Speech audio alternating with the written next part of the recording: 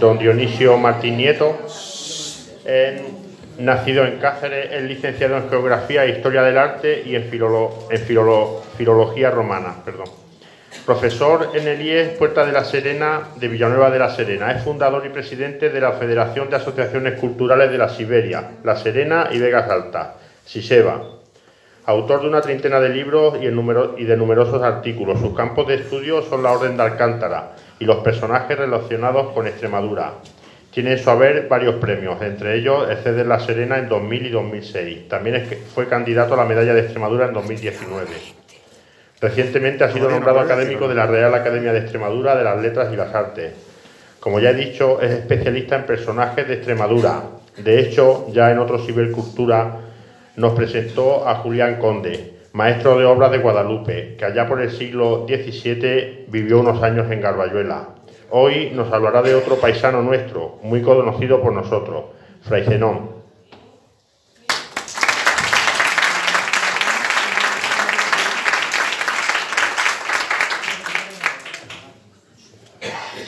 Buenos días, muchas gracias Juan Alfredo por la presentación y muchísimas gracias a la Asociación Cultural Fuente de la Mora por invitarme una vez más a estar con vosotros dando una charlita, ¿no? Bueno, pues vamos a empezar.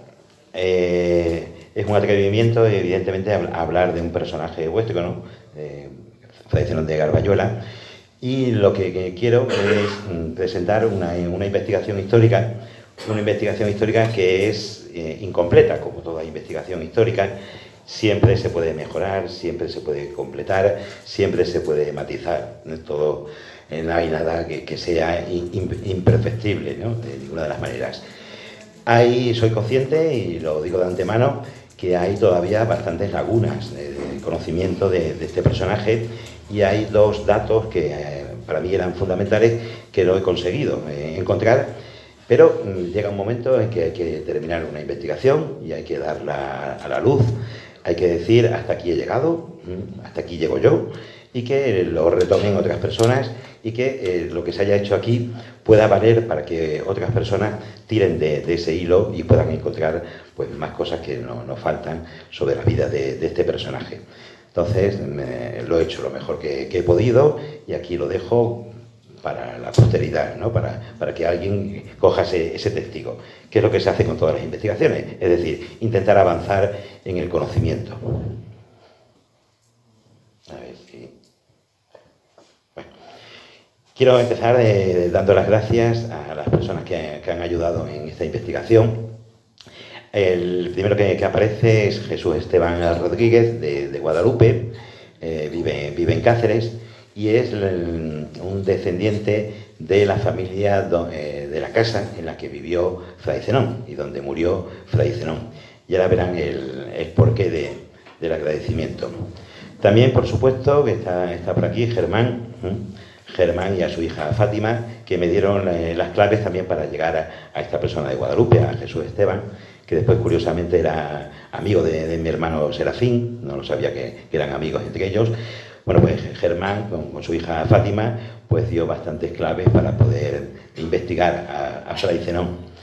A Antonio Ramiro Chico, que es el bibliotecario del monasterio de Guadalupe, siempre amable, siempre atento para cualquier cosa que se necesite para proyectar lo que es el monasterio de Guadalupe. También darle las gracias a Abel, que no está hoy con nosotros, a Abel, que ha ayudado para identificar lo que fueron las fincas de las que Fray Zenón fue propietario, ¿no?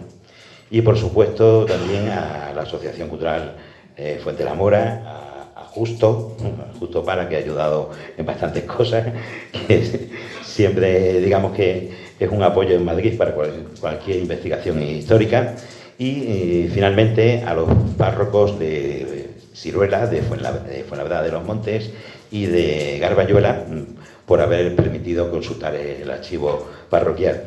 Dos de ellos ya no están, se han marchado en los últimos días, de Fuenlabrada, de don Álvaro y don Jesús aquí en Garbayuela, ¿no? Que se han marchado a otros destinos. Bueno, empezamos. Bueno, no sé qué les parece.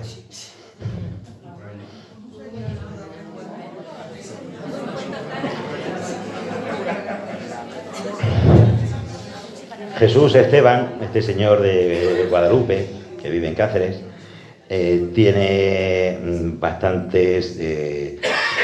bastantes documentos que los tuvo don Zenón. Cuando se produce la claudicación de los monjes en el siglo XIX, Fray Zenón se llevó bastantes documentos del archivo del monasterio y los ha tenido él. Recientemente ha ido devolviendo en dos tandas, ha ido devolviendo esos documentos al monasterio de Guadalupe.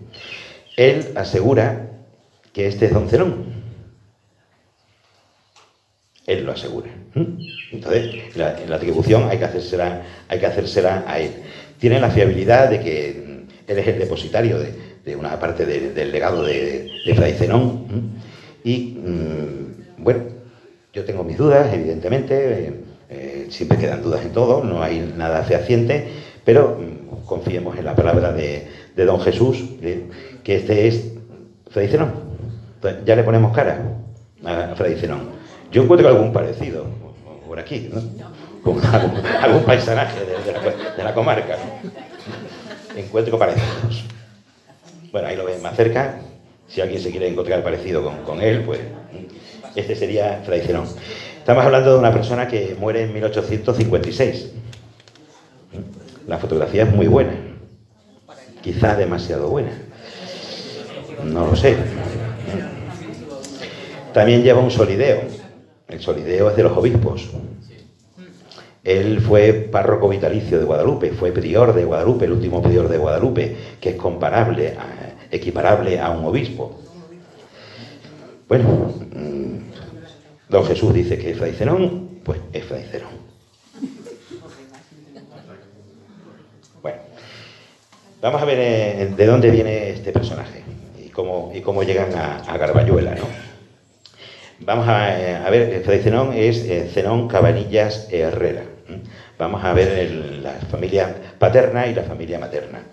La familia Cabanillas vienen desde lo más remoto que hemos podido encontrar, desde el siglo XVI, están en Galizuela. Galizuela, allí obtienen una hidalguía, pleitean la hidalguía con el concejo y consiguen ser hidalgos en Galizuela. Cuando marchan a Puebla de Alcocer después, 3 generaciones después, se van a asentar ya en la Puebla de Alcocer, que, como saben ustedes, era la villa que dominaba toda esta zona. Garbayuela era una aldea de la Puebla de Alcocer.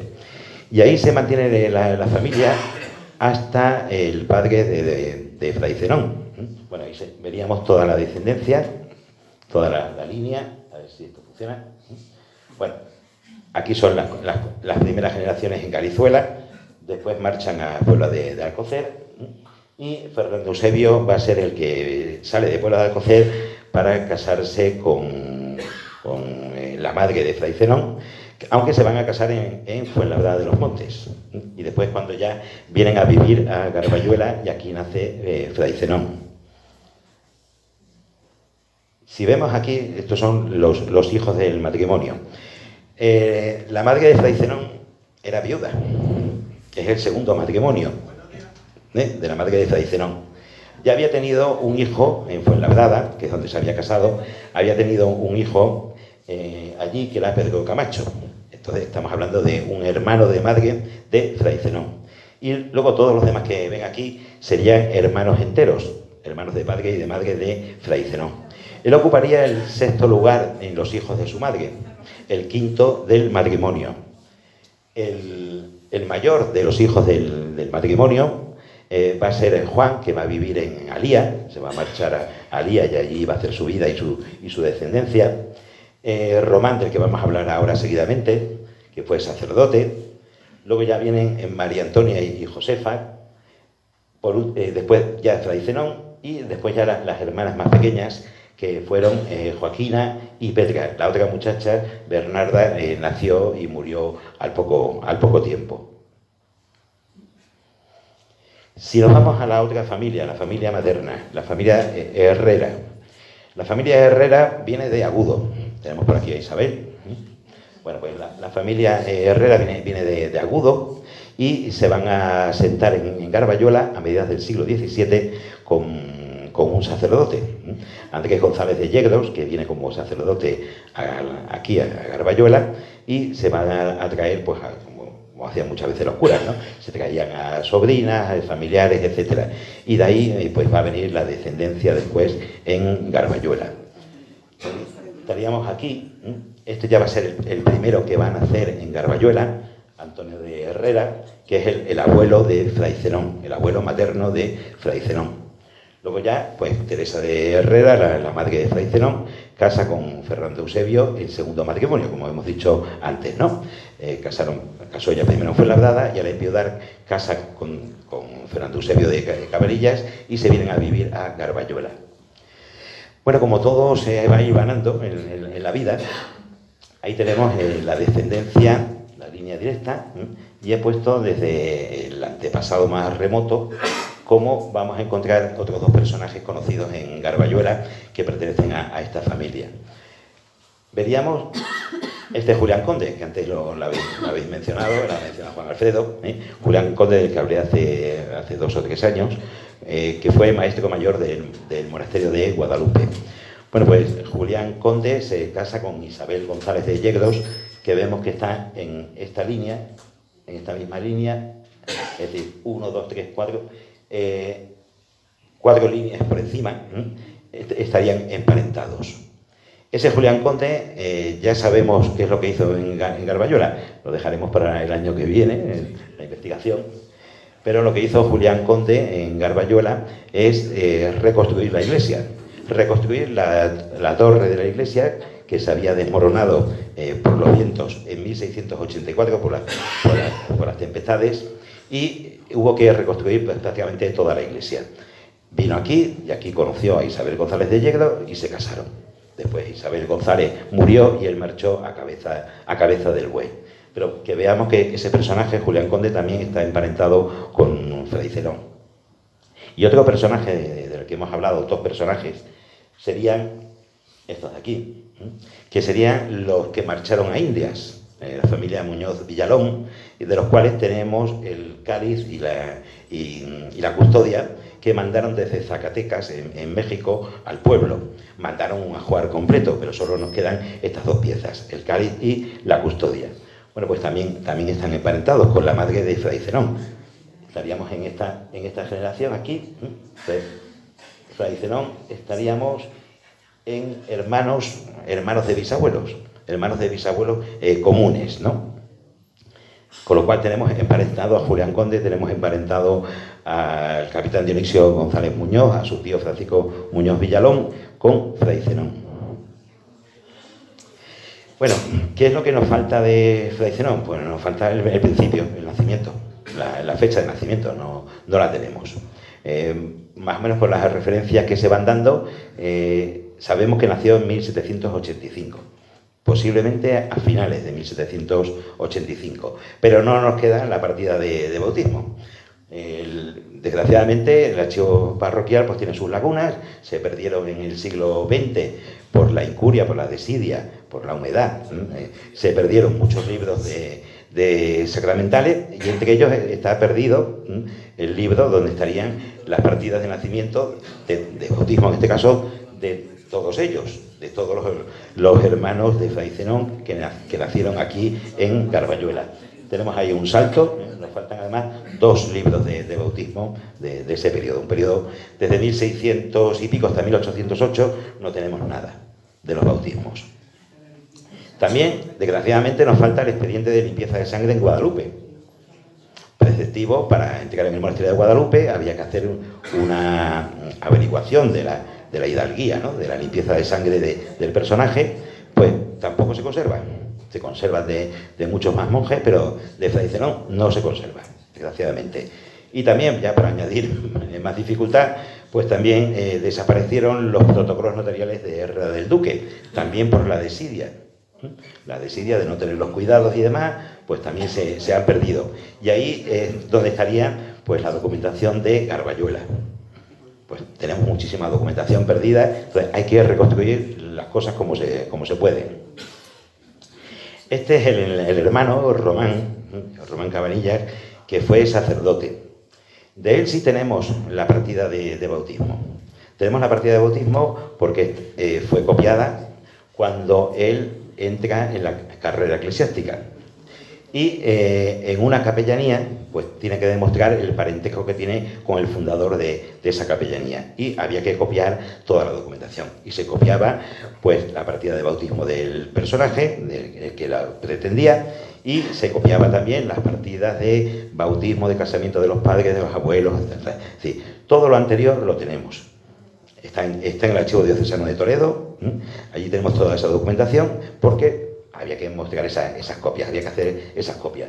Pero de Fray Zenón, que la copia estaría en Guadalupe, pues no se conserva.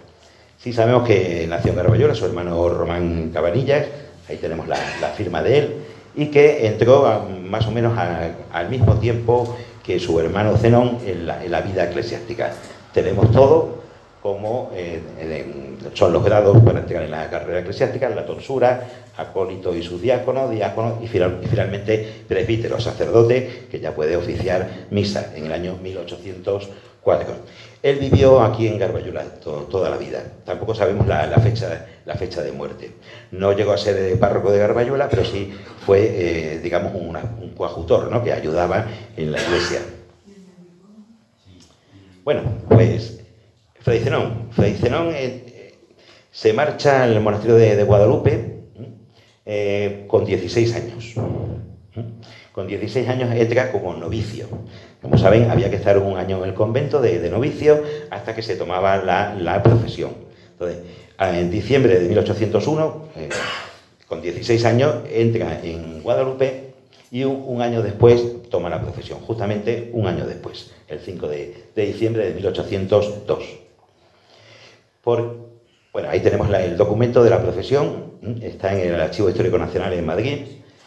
Parte de la documentación de Guadalupe está en el Archivo Histórico Nacional de Madrid por la desamortización, y la foto se la debemos a Justo, que amablemente nos hizo estas fotos de los documentos. ¿Por qué está en Guadalupe? ¿Por qué se marcha a Guadalupe? Pues porque tenía un tío suyo allí, un hermano de su padre, Andrés Cabanillas, era fraile, era en Guadalupe. Era un fraile bastante curioso y era el violinista. Era músico y tocaba el violín en Guadalupe. Entonces, ahí tenemos el enganche de por qué Fray Zenón entra de fraile en Guadalupe. Ya tiene un familiar allí, tiene un tío que es el sustento. Y van a estar, pues, 20 y tantos años juntos, conviviendo juntos, hasta la muerte en 1822, hasta la muerte de su tío. En 1822, justamente cuando muere su tío, viene la primera exclaustración, cuando son expulsados los monasterios los monjes del monasterio de Guadalupe. Se produce durante el trienio liberal.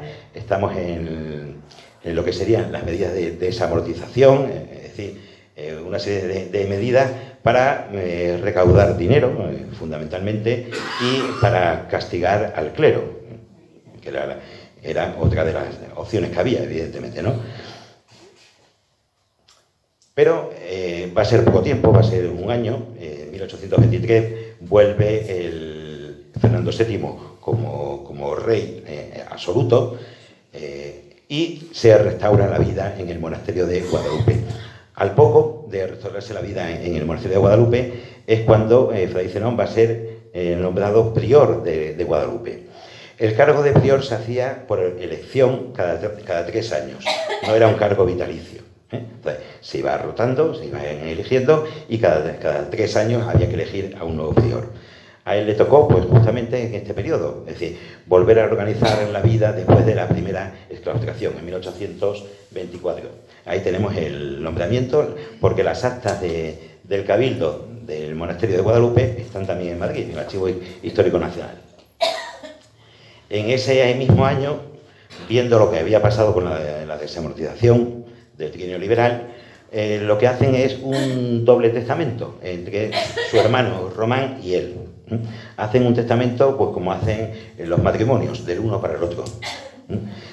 Román hace su testamento y también lo hace Fray Zenón. Fray Zenón dona a su hermano Román todos sus bienes, si muriera antes que él.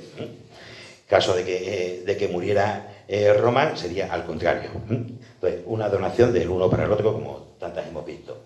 En el caso de su hermano Román, le deja a Fray Zenón el molino de Guadalemar, del que vamos a hablar ahora seguidamente, Juan Alfredo, lo veremos, un olivar a la Solana y una cerca a la Fuente Vieja, que fue la que nos habló don Luis ayer. A su hermano Juan, el que vivía en Alía, las quinterías o baldíos, de las que vamos a ver al final, y a su sobrino Juan Antonio el reloj que tenía y una novilla. Esto es lo que se hacen uno para el otro, pero Román especifica a más herederos, ¿no? En 1833 ya estamos en el cambio ya que vamos a tener de Fernando VII hasta Isabel II, su hija. Va a ser prior otra vez del monasterio de Guadalupe, 1833. No va a cumplir el trienio porque antes van a ser expulsados. Entonces, es el último prior de Guadalupe de la orden jerónima, porque luego ya cuando se restaura el monasterio de Guadalupe va a ser bajo la orden de los franciscanos. Entonces, el último prior jerónimo de Guadalupe fue Fray Zenón de Garbayuela. Estamos en años complicados, años en que se desata la guerra civil, los que apoyan al bando de la niña Isabel II, a su madre María Cristina, y los que apoyan al infante don Carlos. Lo que vamos a encontrar es que el régimen liberal que se va a instaurar con María Cristina y con su hija pequeña Isabel II, lo que va a enfrentar al otro bando, al bando carlista, y va a meter en el mismo saco al clero. El clero es carlista. Entonces vamos a ver una serie de acusaciones que se hacen a los monjes, que son los que van a permitir, es lo que va a permitir después tomar la medida de la desamortización, la justificación. Cuando alguien se quiere ir, cuando un gobierno o lo que sea quiere ir contra alguien o contra un grupo de gente, lo primero que hay que hacer es desprestigiar a esa persona, desprestigiar a un colectivo o a lo que sea.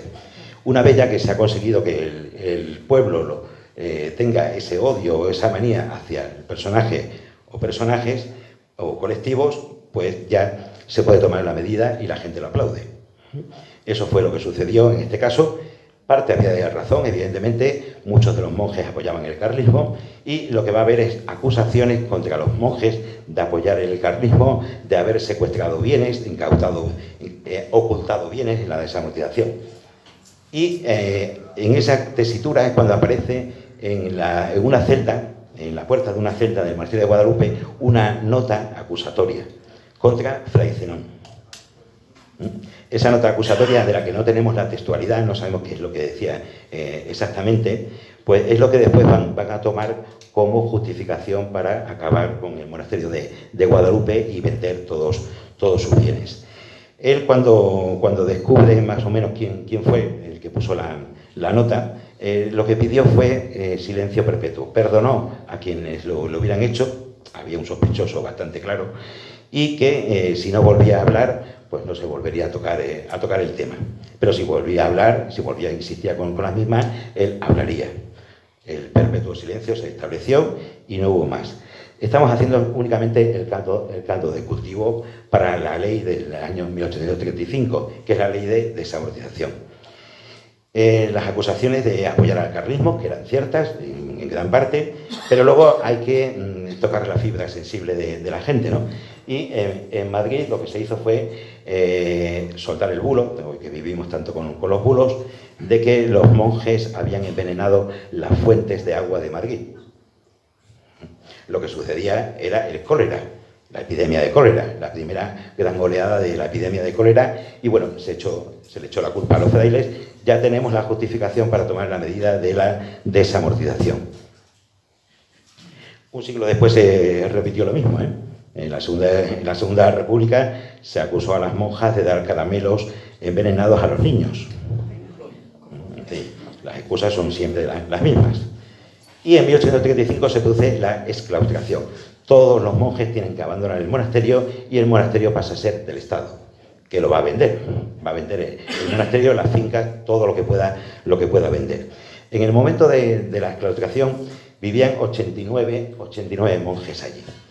Como además fueron acusados de carlistas, se les desterró. Se tenían que ir a más de 12 leguas de Guadalupe, cada uno de ellos. En el caso de Fray Zenón, se le mandó a Benquerencia de Montánchez. Ahí hay alguna confusión, que muchas veces se pone que es Benquerencia de la Serena, porque lo tenemos más cercano, ¿no? Pero la documentación de 1837 dice que fue a Benquerencia de Montánchez, donde estuvo esos 5 años, hasta 1842. No sabemos exactamente qué es lo que hizo allí, no hay rastro de él allí en la documentación, pero fue el lugar al que se le destinó. Y en 1842 pues viene a su pueblo, viene a Garbayuela, ya viene perdonado, indultado, y se va a hacer cargo de la parroquia, va a ser el sacerdote, el cura de Garbayuela. Y va a ser cura de Garbayuela, eso sí lo vemos en los libros del archivo, donde firma por las partidas de bautismo, de matrimonio, de defunciones y demás, hasta 1846. Y en 1846 le nombran cura vitalicio, cura rector vitalicio de Guadalupe, para recompensarle el cargo de prior que había tenido cuando fueron expulsados. Y va a ser pues, el cura de Guadalupe, el cura párroco de Guadalupe, hasta su muerte en 1856. Ahí tenemos, bueno, pues ya Guadalupe, 1848, Zenón Cabanillas. Y muere el 23 de abril de 1856, y tenemos la partida de defunción, está en Guadalupe, en el monasterio de Guadalupe. Muere a consecuencia de apoplejía senil, tenía 71 años en ese momento. Bueno, lo más interesante de la investigación, la mayor documentación que hemos podido encontrar, es el testamento de Fray Zenón. Ese testamento lo hace en 1848, es decir, estamos hablando de 8 años antes de su muerte, estando en Guadalupe. Bueno, voy a leer un trocito porque explica algunas cosas y explica cómo era el carácter de Fray Zenón, ¿no? Bueno, él dice que quiere ser sepultado en el sitio donde pasen más fieles, para que con sus huellas ajen y abatan el orgullo que siempre he tenido, y para que pisen este cuerpo que he cuidado con tanto esmero y delicadeza. Bueno, cuidó el cuerpo con esmero y delicadeza, ¿vale? Y a quien tantos gustos he dado. Una confesión, ¿no? Con ofensa de Dios y perjuicio de mi alma. Bueno, por supuesto, después hay que hacer las consalidas donaciones y demás, una fanega de pan entre los pobres de su pueblo, de Garbayuela, y que sus albaceas eligiesen a 4 personas pobres para aportarles las andas, a las que se le diese a cada una rosca o pan grande. Pero lo más curioso es lo que sigue ahí, cuando habla de su familia, de sus sobrinos. Y para que el público no pueda calificarme justamente como desnaturalizado con los míos, declaro que mis hermanos y sobrinos carnales han recibido muy superabundantemente, dice esa palabra, con superabundantemente, lo que pueden y deben exigir de mí según sus méritos personales, que no son otros que los de la sangre que circula por sus venas igualmente que por las mías. No compartimos más que la sangre. Ninguna atención les debo, desprecios más bien. Se despachó bien, ¿no? Con los sobrinos y hermanos.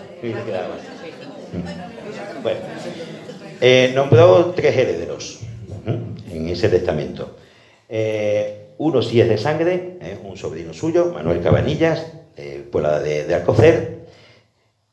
Josefa Fernández Cubillo, que era la señora de Guadalupe, que era viuda, que tenía 5 hijos, y era donde él estaba recogido, en la casa en la que él estaba recogido y de donde va a venir toda esa documentación que hemos visto. Y el tercer heredero sería Salustiano Cendrero Cabello, que era de Garbayuela y era su administrador, el que manejaba sus bienes aquí en Garbayuela. Estos son los 3 herederos a los que nombra.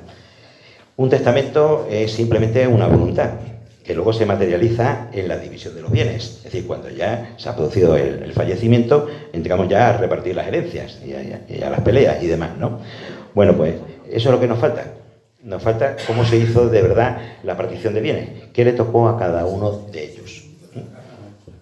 Y esa es una gran pena, poder encontrar esa documentación.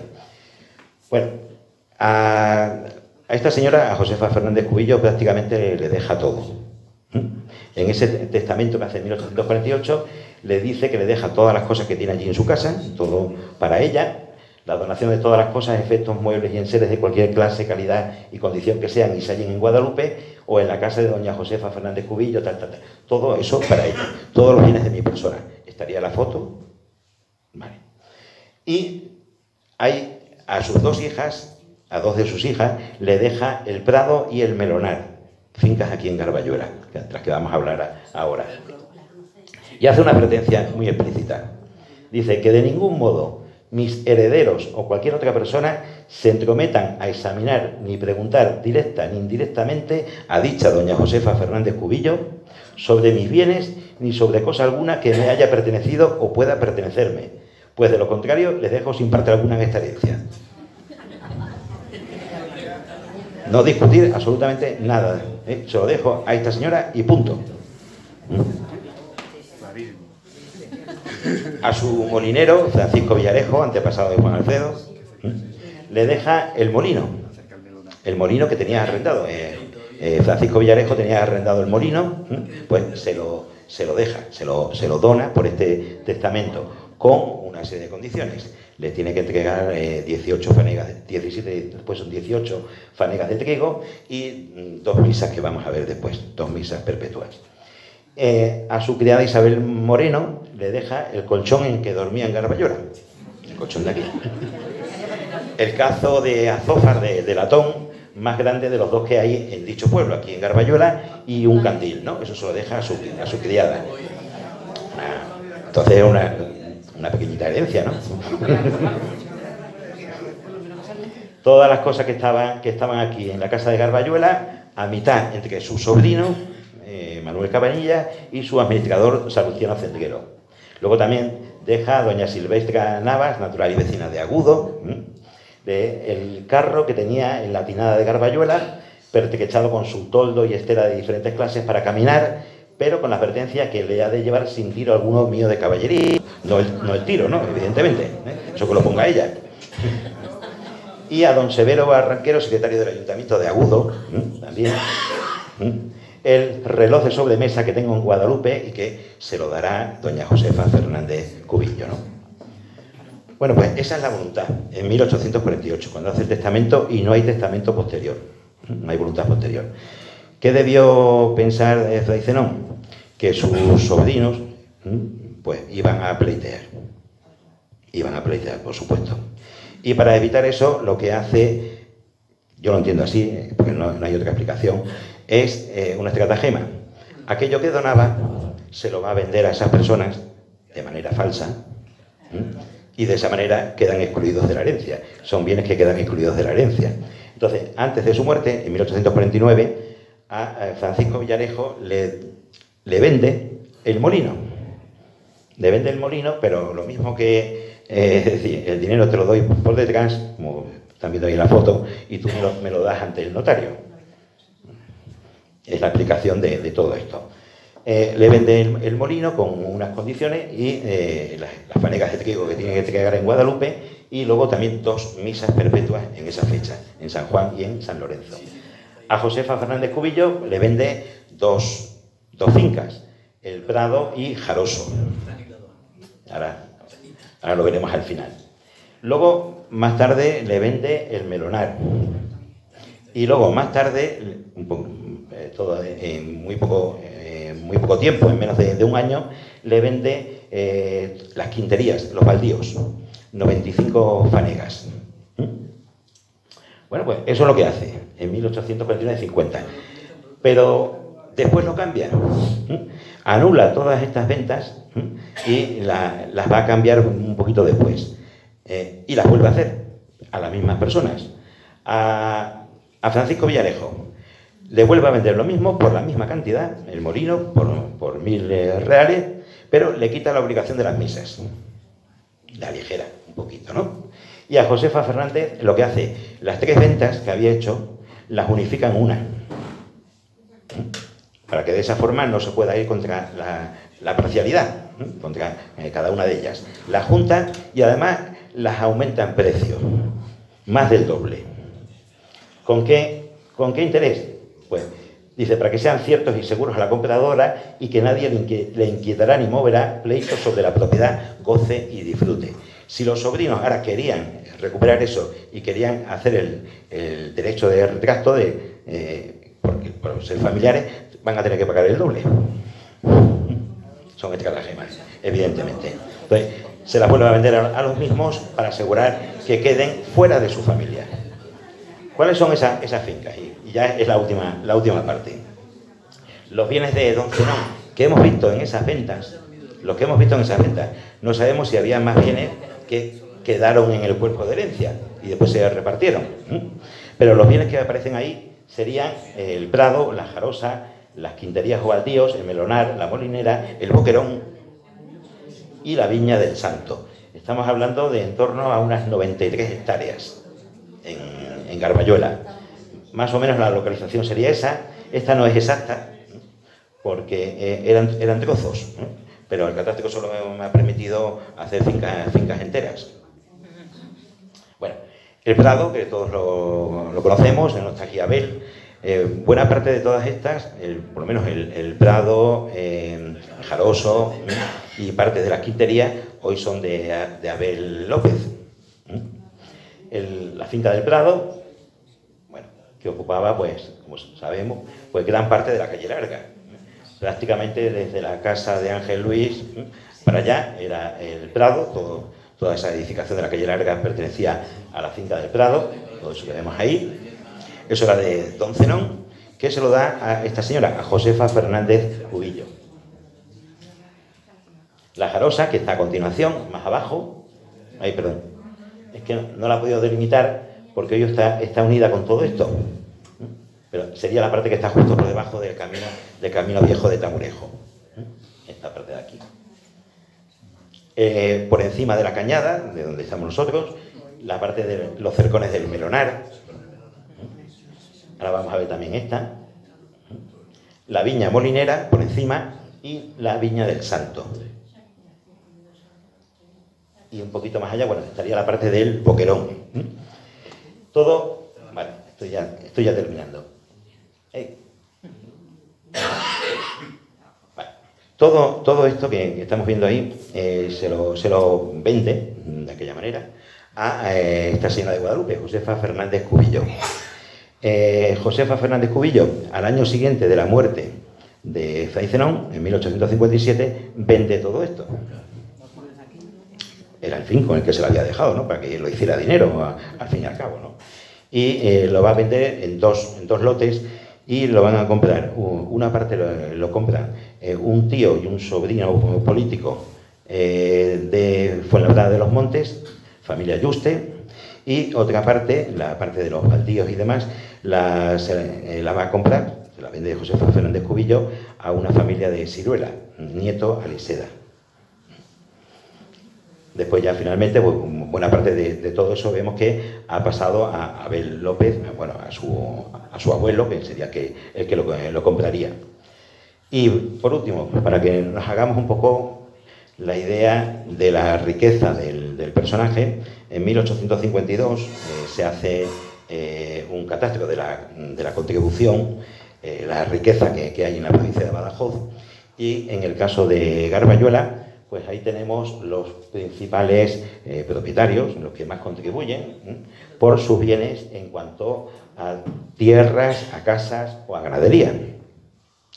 Es de 1852. Aquí sigue saliendo Fray Zenón y no aparece Josefa Fernández Cubillo. Es decir, que todavía no tenían constancia de la venta que se había hecho justamente antes, en 1850, ¿no?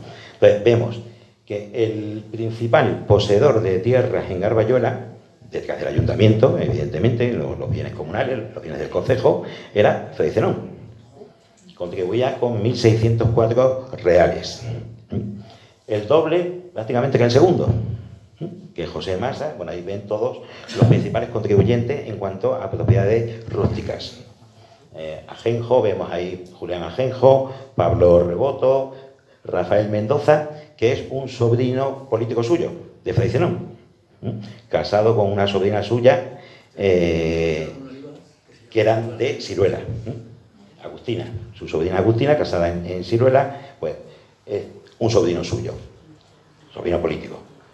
Juan Antonio Calderón, Pedro Grano de Oro, don Enrique Díaz Madroñero y Cándida López. Eran los mayores propietarios en 1852. En cuanto a casas, al valor de las casas, pues las casas más importantes, por las que más se pagaban, eran esas tres primeras que ven, la de don Rafael Mendoza, que ya hemos visto que es sobrino político de él, la de Pedro Grano de Oro y la de José de Pacha. Y después, en una segunda categoría, estarían la de don Zenón, don Enrique Díaz Madroñero, Julián Ajenjo, Manuel Gómez y don Manuel Torralba, que es otro sobrino político.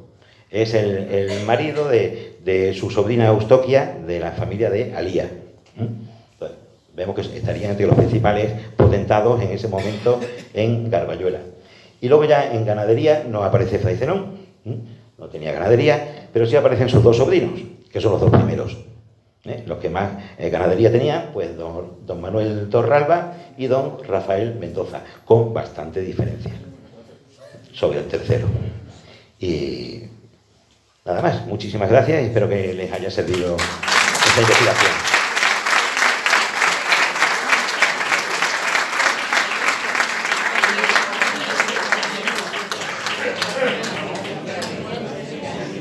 ¿Alguna pregunta o...? La casa en la que vivía en Garbayuela es la de Paco Calderón y Guadalupe, y su hermana Guadalupe, en la plaza. Sí. Sí, lo que no sabemos exactamente es cuánto espacio ocupaba, porque justamente nos falta la partición de bienes. Si hubiéramos tenido la partición de bienes, ahí tendríamos todo, pero eso estaría en los protocolos de guerra del duque, no se conservan. Su heredero, Salustiano Cendrero Cabello, sus descendientes viven en la esquina, han vivido en la esquina, justo la esquina donde tú has vivido, de la calle Valdivia, de Valdivia. Ahí esa parte se ha mantenido en la propiedad de los descendientes de Salustiano Cendrero, Araujo, quizá le suene. Los Araujo, pues Salustiano Cendrero es el administrador de Fray Zenón, y en su descendencia están los Cendrero Araujo, que creo que son bastante conocidos, y esos han mantenido, esa descendencia ha mantenido parte de la propiedad, es decir, que debería ser prácticamente media manzana hacia la calle de Reyes Católicos, evidentemente, pero toda la parte esa, que desde la plaza, la calle Pedro de Valdivia, Reyes Católicos, todo eso sería la casa, que la debieron partir en su momento entre el sobrino y Salustiano Cendrero. Entonces creo que la parte, nos falta, digo que falta el documento. La parte del sobrino de Manuel es la que hoy tienen Paco y Guadalupe, y la otra parte sería la que consiguió por herencia Salustiano Cendrero y su descendencia. Pero nos falta todavía mucho por saber. Hay que seguir investigando.